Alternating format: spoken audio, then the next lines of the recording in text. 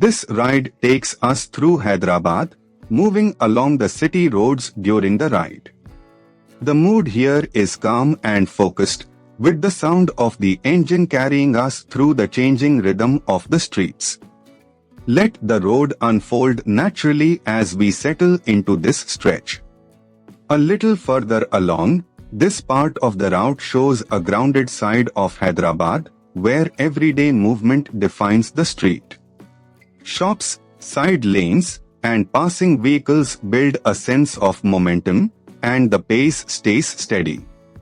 It is the kind of stretch where the ride feels less like a destination and more like a continuous observation.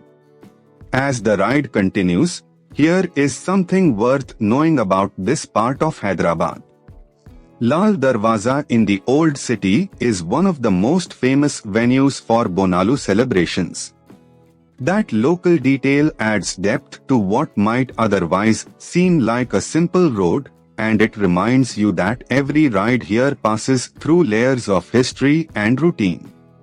Coming into the next stretch, from the rider's perspective, this section is defined by spacing, timing, and attention. Traffic flows in its usual unpredictable pattern, so every opening on the road matters.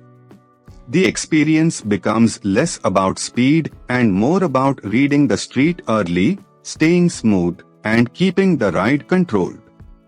Further down the route, as the route continues, the presence of history Falaknuma gives this stretch a stronger sense of place.